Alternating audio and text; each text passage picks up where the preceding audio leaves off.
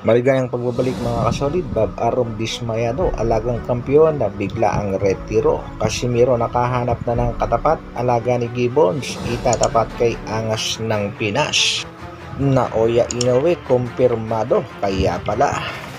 Para sa ating unang balita mga kasolid, Bob Arum ng top rank promotion na dismayado nga sa napapabalita nga magre-retiro na ang WBC heavyweight champion na si Tyson Fury. At hindi na nga daw matutuloy ang laban kontra Alexander Usyk. Yan nga ay matapos ang laban nitong si Fury kontra kay Francis Ngannou na kung saan napabagsak nga si Fury sa third round. Pero nakuha pa rin nitong si Tyson Fury ang panalo sa bakbakan. Kagad namang kumalat ang balitang magre-retiro ng araw itong si Tyson Fury. Legs are gone after boxing retirement stand was confirmed by manager. Ayon nga sa manager ni Fury, walang katotohanan ang kumakalat na balita. Tyson Fury is set to fight Alexander Usyk next na ikinatuwa naman ng top rank CEO Bob Arum. Samantala, MP President na si Sean Gibbons hindi papayag na madaya ang kanyang alagang si Marlon Tapales sa laban sa bansang Japan. Sa katunayan ay gumagawa ng paraan itong si Mr. Sean Gibbons upang hindi nga madaya itong si Marlon Tapales sa kanyang laban kontra Naoya Inoue para sa undisputed ng Super Bantamweight Division. Marami na nga daw ang nagtataka na kung bakit ang laban itong si Naoya Inoue ay palaging sa bansang Japan ginaganap, kahit pa sinabi na nitong si Bob Arum na ilalaban niya si Inoue sa bansang Amerika. Tila may matinding sikreto nga itinatago itong si Naoya Inoue sa bawat laban niya sa bansang Japan na dapat tuklasin na. Dahil nga dyan ay pinagdududahan na itong si Inoue ng bansang Amerika na may itinatago. Maging itong si Floyd Mayweather Jr. ay hindi makapaniwala dito sa ikinikilos ng Japanese Monster, at ayon nga dito kay Floyd Mayweather Jr. ay tila gumagamit ng ipinagbabawal ang Hapon. Iyan nga daw ang gusto nilang mapatunayan na kung bakit itong si Naoya Inoue ay pumapalag pag nagkakaroon na ng mga drug testing. Delikado talaga itong si Inoue pag sa bansang Amerika lumaban dahil siguradong aaraw-arawin ang pag-drug testing sa kanya. Duda rin itong si Floyd Mayweather Jr. sa biglaang pagpospon ng laban ni Inoue kay Stephen Fulton. Natakot nga daw ang Hapon sa isinasagawang random drug test at sinangayon na naman ito ni Paul Butler. May kakaiba nga daw kay Inoue nang ito'y kanyang makalaban. Ganon din naman ang naging pahayag ni Stephen Fulton na may injury daw pero ng kanyang makalaban na hindi naman kakikitaan na may injury ang Hapon.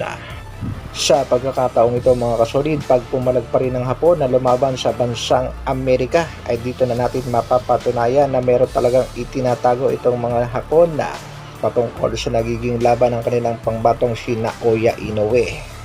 At sa lakas nga ng tama nitong Japanese Monster, sinabi pa nitong there is non-Filipino boxer can defeat me, even Casimiro.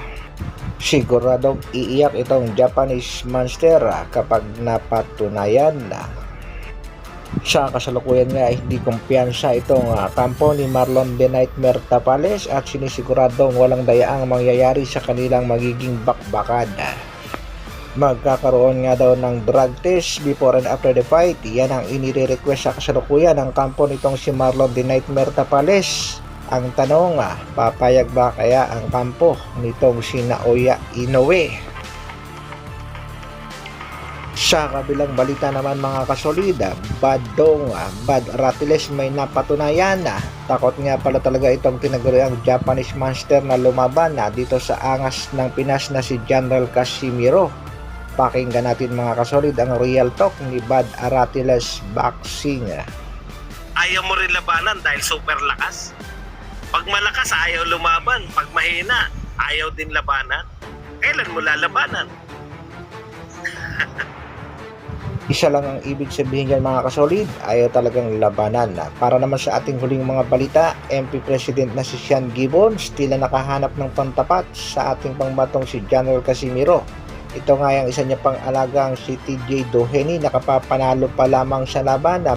Ito nga daw ang magandang pangtapat dito sa angas ng Pinas na kasalukuyan na may kartadang 25 wins, 90 knockouts, meron na ring 4 na talo at magkasunod nga lang daw ito sa ranking ng WBO. Kaagad namang pumalag ang Treasure Boxing Promotion na mga Japanese promoter hindi payag sa bakbakang Casimiro at TJ Doheny. Ayon nga dito sa mga Japanese promoter ay kasado na ang laban ng ating pangbatong si General Casimiro para sa isang rematch kontra nga dito kay Yoshinori Oguni. Isa lang ang advice ng mga boxing fans dito sa ating pangbatong si General Casimiro prior sa kanyang rematch kontra Oguni. Ingat-ingat lang, baka madaya na naman. Baka mapatulad dati, simpleng headbutt, tigil agad ang bakbakan. Hanggang dito na lang muna mga kasolid. Maraming salamat sa patuloy na pagsuporta at panonood. Isang like naman dyan. At sa mga bagong mapapadaan sa aking munting channel, pasubscribe naman. Mabuhay, Dr. Alvin Vlogs. Brrrr.